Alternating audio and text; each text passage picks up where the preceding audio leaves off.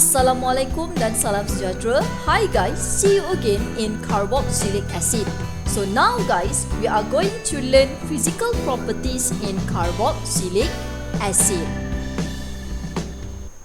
As usual guys, physical properties must relate with boiling point and solubility. So we are going to start with boiling point. Okay, for boiling point, carboxylic acid have higher boiling point and melting point than other class of compound. Okay, so kita tahu carboxylic memang higher priority than other compound. So tak ada compound yang boleh lawan carboxylic acid. So dalam boiling point juga, kalau compare dengan the other class of compound, carboxylic acid menang kelas. Why? Okay, so this is the reason when you want to explain about boiling point, so you boleh guna reasoning.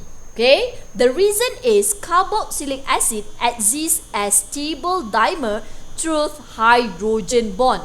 How stable dimer here? So we know that alcohol also can form hydrogen bond. Carboxylic acid also can form hydrogen bond. But what is stable dimer? So this is stable dimer class. Okay, when two carboxylic acid berdekatan, so dia boleh bentuk dua hydrogen bond serentak. Itu kelebihan carboxylic acid. But for alcohol, for example, you ada this alcohol, okay, when berdekatan dengan another alcohol, so dia hanya boleh bentuk only one hydrogen bond sahaja sekali. Nampak tak?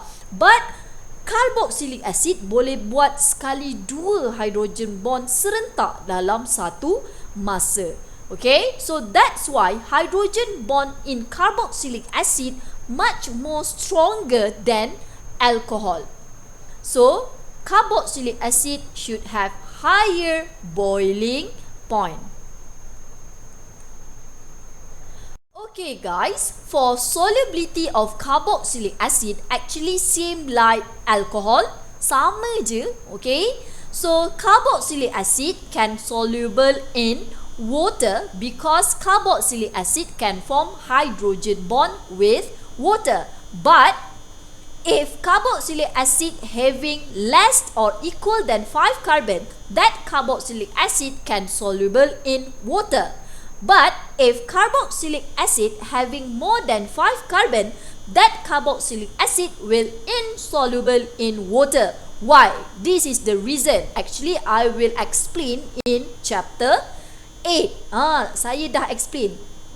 Okay, I will explain pula kan. Saya sudah explain dalam chapter 8. So the size of alkyl group, R ni refer kepada alkyl group. So as we know that if the number of carbon bigger or higher, the hydrophobic area, madam kata hari tu kawasan yang takut air. So kalau kawasan yang takut air banyak, so that's why the solubility of carboxylic acid will decrease. But class, inorganic solvent, carboxylic acid can soluble in organic solvent because it can form van der Waals forces between organic solvent. So same like alcohol. Okay guys?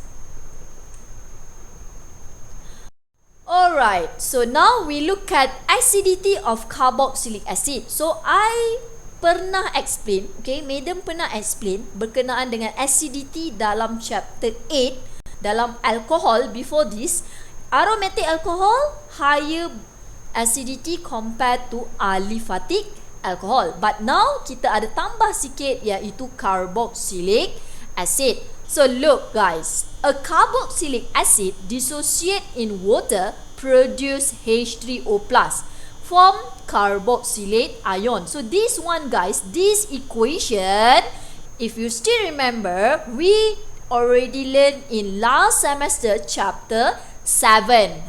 Ingat lagi tak? So carboxylic acid ni dikategorikan sebagai tak adalah strong acid sangat. Okay, so if you still remember, lagi senang dia nak lepaskan H ni, nampak tak? Lagi senang dia nak donate H jadi H3O+.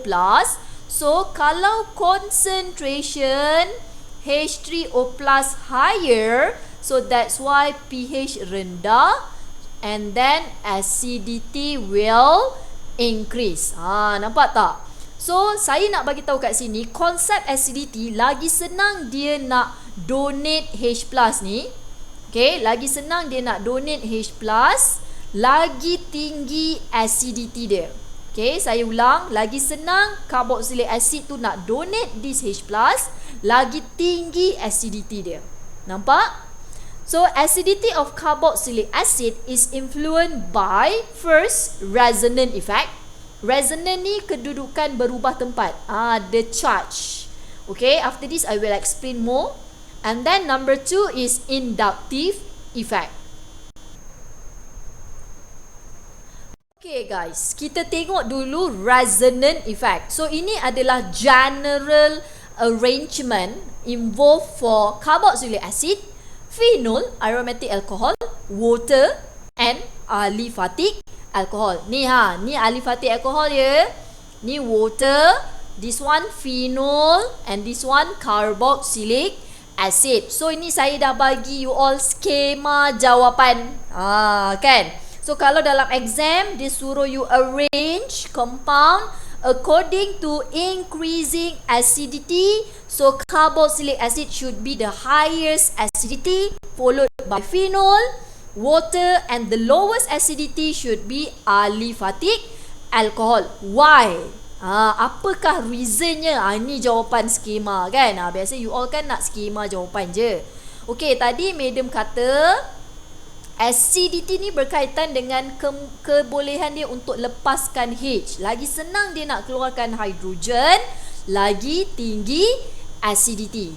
Okey, untuk alkohol, kalau dia buang H ni, dia akan dapat ni alkoxide ion kan. Okay, so this alkoxide ion does not stabilize by resonance structure. So this negative ion here tak boleh delocalize. So bila dia tak boleh delocalize, this hydrogen lagi susah nak remove from alcohol. So bila lagi susah nak remove from alcohol, concentration H+ will decrease, acidity of aliphatic alcohol will decrease. Nampak?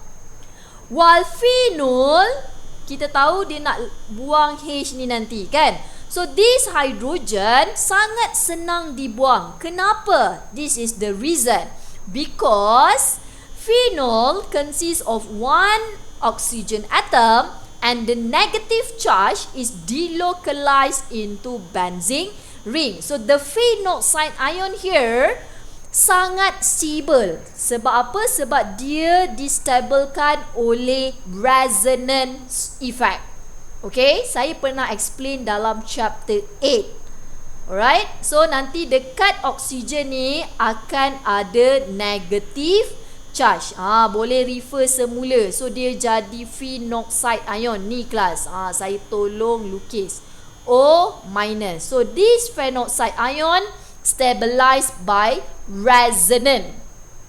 While carboxylic acid, why carboxylic acid is the highest acidity compared to aromatic alcohol and aliphatic alcohol? Because this hydrogen atom is easily removed from carboxylic acid. Why? When carboxylic acid form acetate ion C double bond O minus, this ion very stable. Why? Because this reason. Due to the resonance stabilization of the carboxylate ion. Nampak tak? Negative charge in carboxylic ion are delocalized between two oxygen atom. So dia ada dua oxygen atom ni kelas. So this negative charge boleh berubah sini, double bond boleh tukar sini. Itu kan resonance, dia boleh tukar tempat. So bila dia boleh buat delocalization of negative charge, menyebabkan dia ada efek resonance yang dia menyebabkan dia jadi lebih stable dan lagi senang nak keluarkan hydrogen atom. Okay, dan hydrogen tu akan release sebagai H+ dan menyebabkan acidity carboxylic higher. Okay, number 2 is inductive effect. So what is inductive effect? Inductive effect relate to two electron group. Okay, iaitu bukan electron group. Dia ada dua, kan? Kan pelik pula dengar macam electron group. Yang pertama adalah electron donating group. Okay, electron donating group. You all pernah dengar perkataan ni? Which is refer to alkyl group. Kalau dia ada banyak alkyl group pada carboxylic acid, menyebabkan carboxylic acid jadi less acidic. Why? Because electron donating group, alkyl group, will destabilize the carboxylic ion. Sebab kita tahu pada carboxylic just now ada COOH, kan? Contoh saya buat general R C double bond O OH. So kita nak buang ni kelas supaya kandungan H+ tinggi dalam carboxylic. Nampak? So bila R ni terlalu tinggi, terlalu banyak, okay, kalau alkyl group terlalu banyak, dia akan donate elektron pada carboxylic ion, menyebabkan carboxylic ion ni akan jadi terlalu gemuk, terlalu kaya. Macam orang gemuk lah, tak stable, kan, banyak penyakit. Sebab tu alkyl group will destabilize the carboxylic ion. So hidrogen susah nak pergi daripada carboxylic acid. So hidrogen ni susah nak keluar. So sebab tu acidity dia akan berkurang. Nampak? Yang kedua adalah electron withdrawing group. Kalau donating group tadi, dia bagi elektron. Dia bagi banyak elektron pada carboxylic acid, menyebabkan carboxylic acid jadi tak stable, sebab jadi makin gemuk, kan? Tapi elektron withdraw, ingat tak withdraw? Macam korang pergi withdraw duit, kalau asyik withdraw je duit jadi apa? Jadi makin sikit. Nampak tak? So bila ada EWG, it will increase the acidity of carboxylic acid. Contoh EWG, halide. Halide tu siapa kelas? Halogen. Halide tu adalah iodine, bromin, klorin, fluorin, dan juga nitro group. So EWG will increase the acidity of carboxylic acid. Why class? Why? Okay, I'll show you. Ingat balik, carboxylic acid ada R.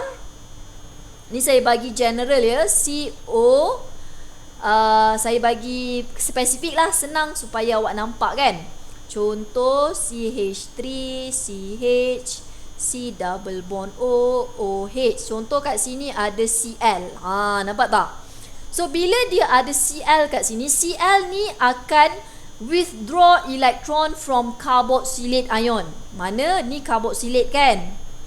So elektron akan ditarik keluar daripada carboxylate. So carboxylic acid makin kurus.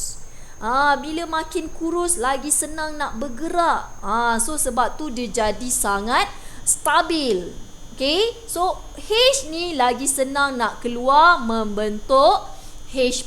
So kandungan H+ higher, acidity will increase. Nampak tak? Ingat lagi sem lepas kita belajar nak kira pH, kan? Negative log concentration H+. Higher concentration H+, lower acidity. Lower acidity pula. Lower pH, higher acidity. Itu baru betul. Okay? So boleh nampak kenapa electron withdrawing group will stabilize the carboxylate ion. Okay, kita tengok faktor yang ada dalam EWG. First factor adalah depends on the electronegativity of EWG. So tengok dekat sini, kalau EWG halogen awak yang bond with carboxylic adalah fluorine, EWG yang sangat kuat tarik elektron.